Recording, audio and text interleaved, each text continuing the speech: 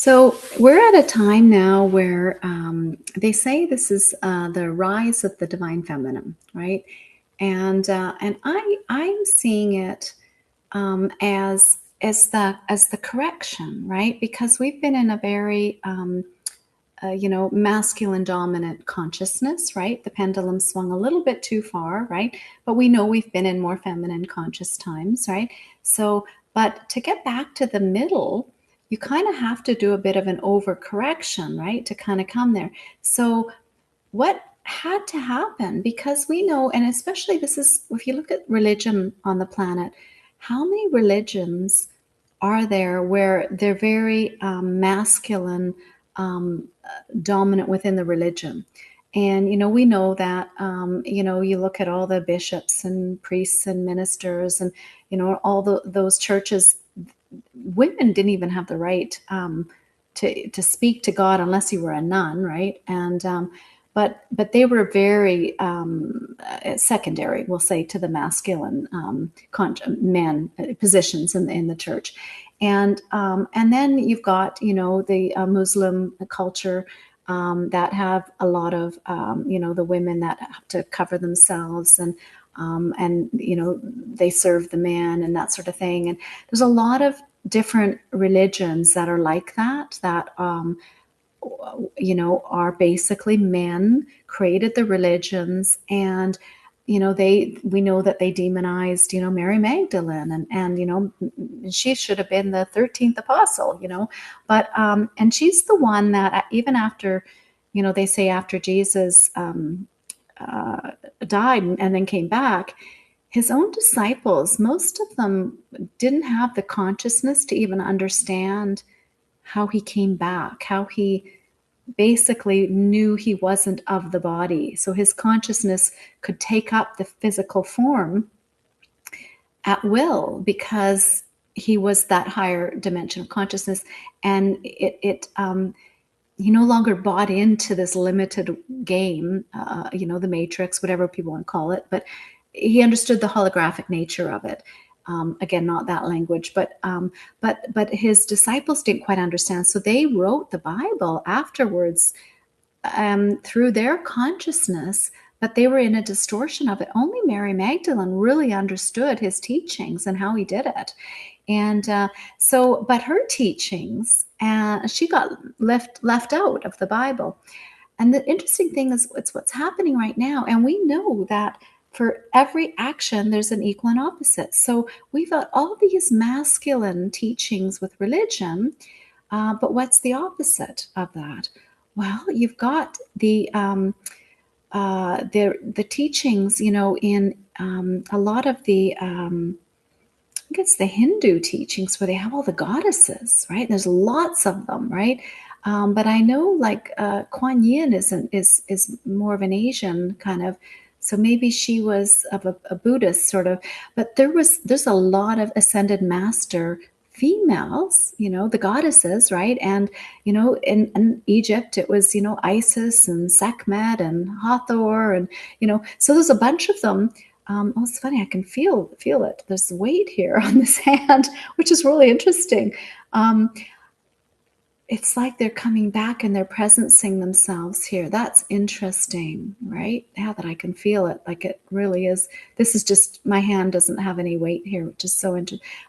My consciousness always activates things in the field. So when I'm speaking, I'm literally working through pathways and lights coming through into the areas that I'm speaking. So I hope that makes sense for people. So we're activating through these conversations light. It's like, let there be light into these conversations, right?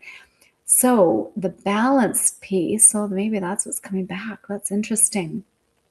That's why I know, for me, that's a big part of my balancing of that consciousness, so that I'm no longer in a distortion in spirituality. I'm balancing the masculine and feminine within me, knowing that every religion that was too far one way, they also created their pair of opposites, right? So the more that they created, different goddesses over here, right? And maybe the angelic realm has a lot of feminine consciousness, that we needed the masculine to pair it off. So the thing is, to play in a more balanced playground, we don't really want to make it too much about the sex, right?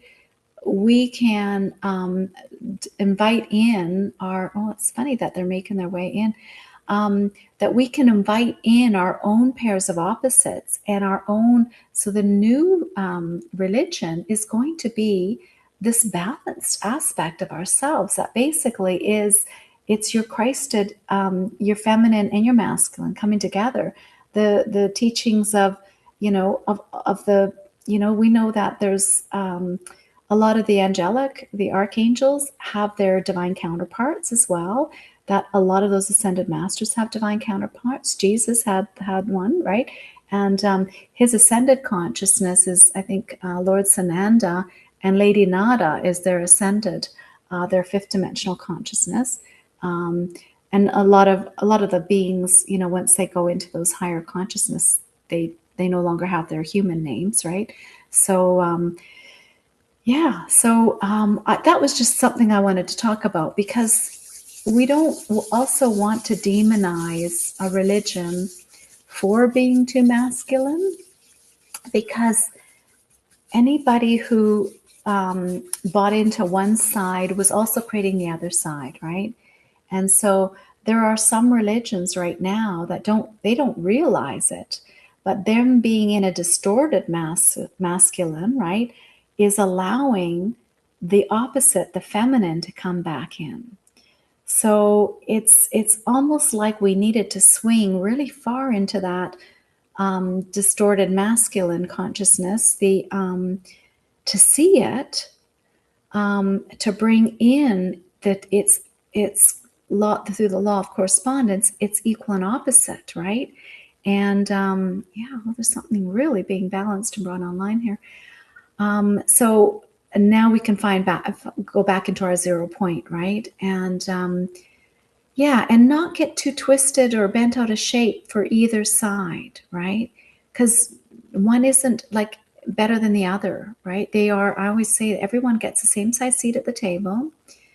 And but the new spiritual teachings, it's going to be, it's within you. It's your balanced masculine and feminine. Whew, wow, that's a really interesting. Well, I don't know if you can't really see the mudra that I'm making, but boy, it's really interesting. What's coming online within all of us is, it's going to be, and nobody has to be telling us or teaching us. It's us finding that balance within ourselves. So you're going to be your new religion. I think I said that in the you're your own mystic, the modern mystic, right? But that's, I wanted to share that little piece about the masculine stuff, because it's pretty easy to demonize one side or one religion that has denied its opposite. Oh, look at what we're doing. Wow, we're doing a crossover, bringing it right back to 0.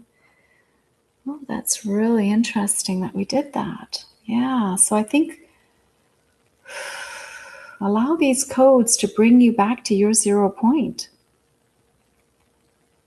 I think that's what that was about. Wow. I really wasn't 100% sure why I was coming on, because I didn't really have a lot to say about that. Just the fact that I knew that there were, when you believe in one thing on one side, you are also creating its opposite. Not on purpose and not consciously, but your position, having swung your pendulum over to that side, had to create its opposite.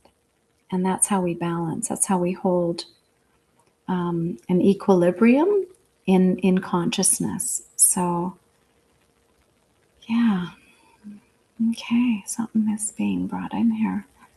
So yeah, just be in your heart here, because the balance piece is always through our hearts. It's always through love, and that's where we find our that heart coherence, right? You can't think your way to this divine state, you really do have to,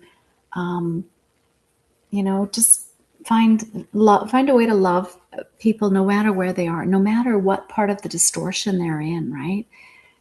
Because they came in with those codes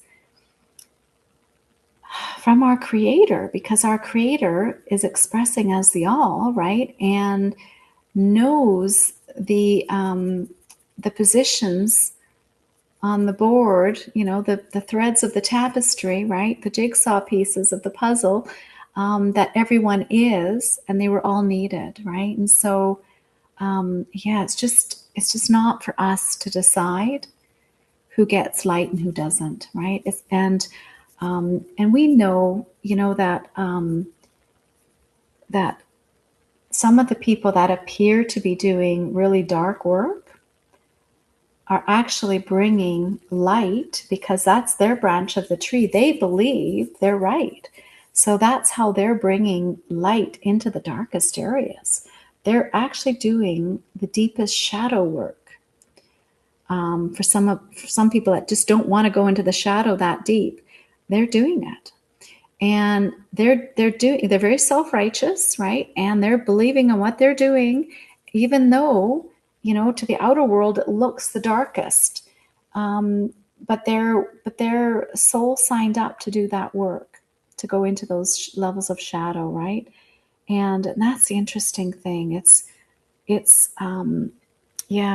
old, I think it was a piece in the Bible. It was like, oh, yea, though I walk through the valley of shadows, or something. I don't know all my biblical scripture, but for me, doing the shadow work, when I'm triggered by something, and I go in and sit in my meditations, and I call in my team to assist in the shadows, I know that I've got some of those, fierce warrior goddesses assisting me to do the work. And there was a time where I knew, Kali, goddess Kali, was doing a lot of collapsing of things through me. And Goddess Isis is one of my guides, so she does a lot of work. Goddess Athena as well, and she's the goddess of truth, right? So I've always been a seeker of truth, and she assists me in holding that 0 point space, so I can be available for the highest level of truth there. But and I'm not saying this as a braggy thing. I'm just saying, because some people might want to call in certain, ascended masters or the goddesses to assist you. You want to work with both masculine and feminine higher conscious beings. So if you want to call in your galactic family of light and you see them as both, right? Feminine and masculine, or androgynous, right? That's balanced, right? But if you're only calling in, let's say, the male ascended masters, right? Or only working with Jesus and not calling in Mary Magdalene or Mother Mary, you're going to want to start calling them both in, right? Because you want to balance your consciousness. So if you're a Jesus only sort of person, right, you might be part of that distorted masculine consciousness in that religious way, and that's contributing to that distorted the distortion maybe in the divine masculine we're seeing in religion, right? So this is not blame or shame or guilt, just see it and go, okay, I'm going to start calling in some of the feminine ones. And then you'll get to a point where they're just naturally going to all come in for you, where it's balanced, or it's exactly what you need. I work a lot with the Divine Mother as well, right? And, Mother Earth, she's a divine feminine, goddess or galactic being, I guess you could say, because she's a planetary body, but she's also, her own consciousness, right?